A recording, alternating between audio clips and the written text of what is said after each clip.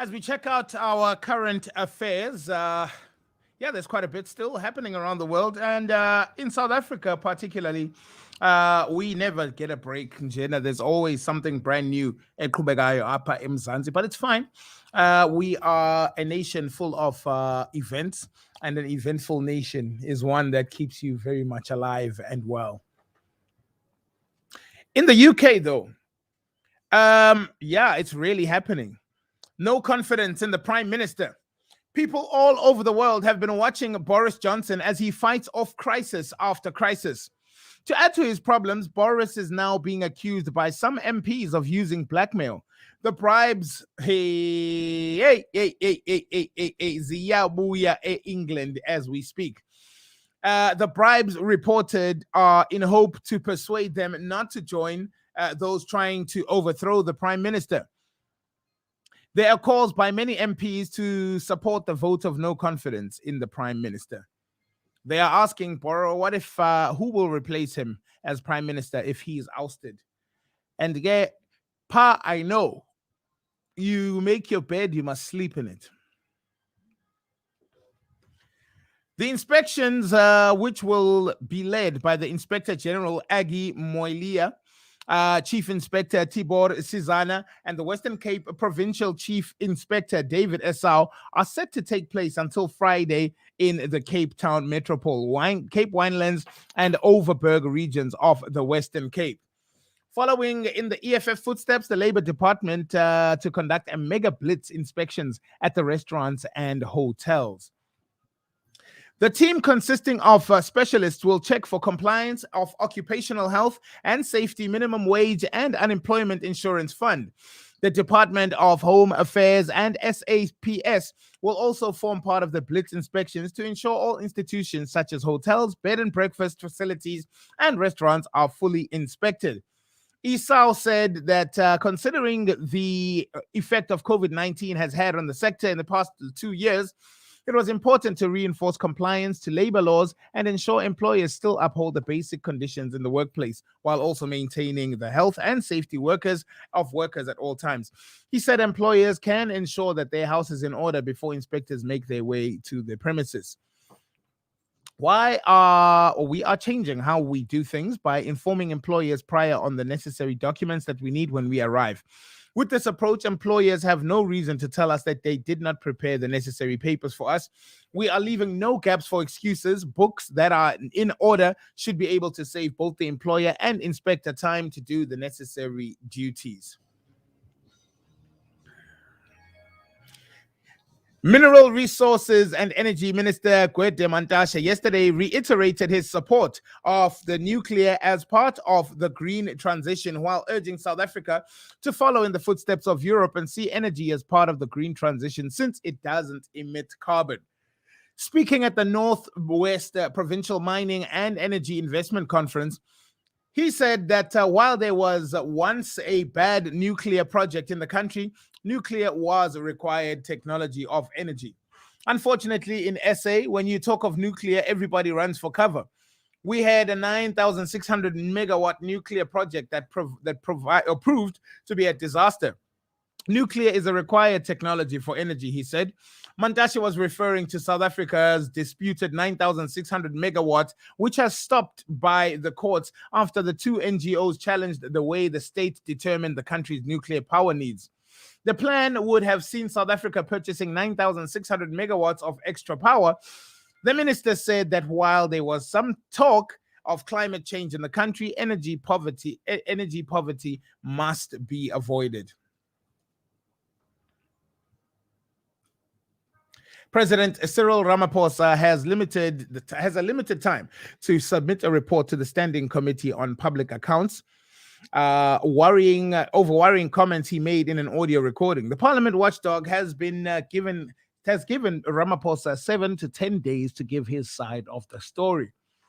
Scopa went and met on Tuesday, the 25th of January, to discuss a letter sent to Chairperson Mhluleko Mhlengwa by the ANC MP Mervyn Dirks, requesting that Ramaphosa be investigated in light of what he said in the recording. Now, the committee wants Ramaphosa to explain himself. The president will be given 7 to 10 business days to do that. In the clip, Ramaphosa seemingly admits to knowing about public funds being used for the ANC leadership's campaigns, and can be heard saying he would rather fall on his sword over donations to his 2017 campaign for the ANC presidency than have the public find out about the former. Yay. Yeah, 25 minutes after 9.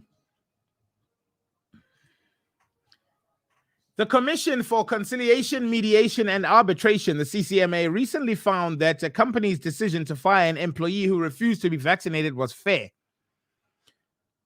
The CCMA says dismissing unvaxxed workers is fair. Teresa Mulderich, an employee of Gold Rush Group, took her former employee to the CCMA after she was fired for not complying with the company's mandatory vaccination policy.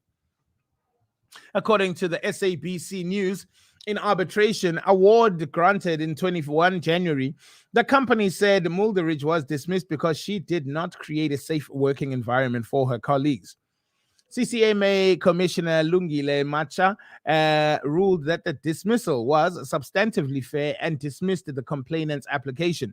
In my own sense of fairness, I can only conclude that the applicant is permanently incapacitated on the basis of her decision to not get vaccinated and, by implication, refusing to participate in the creation of a safe working environment.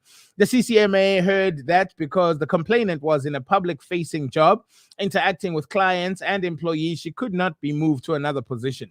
The Gold Rush Group executive decided to implement a mandatory vaccination policy in 2021 before implementing it in the company's management, reportedly consulted with the employees and their unions for 3 months. The CCMA heard the employees were given the opportunity to apply for exemption and that the vaccination policy was implemented to protect workers. A witness also testified that Mulderich refused to be vaccinated. In her defense, she said it was her constitutional right to refuse the jab. The arbitration added that the complainant felt under the cosh because she had to decide between earning a living and taking a vaccine. In sports, Mosimane, who has lifted 5 trophies with Al Ahly, has yet to put pen to paper on a new deal with the Egyptian powerhouse club, as negotiations appear to have somewhat stalled. The former Bafana caretaker coach has stated that he would like his contract situation to be resolved before the upcoming FIFA World Cup, but some reports have suggested Al Ahly bosses have not taken kindly to these public proclamations.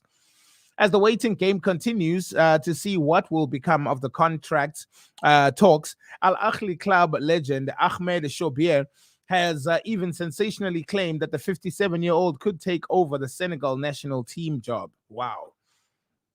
Al Ahly sporting director Syed Abdel Hafiz has now come out in praise of Mosimane, even though he could not confirm if an agreement between the two parties would be found.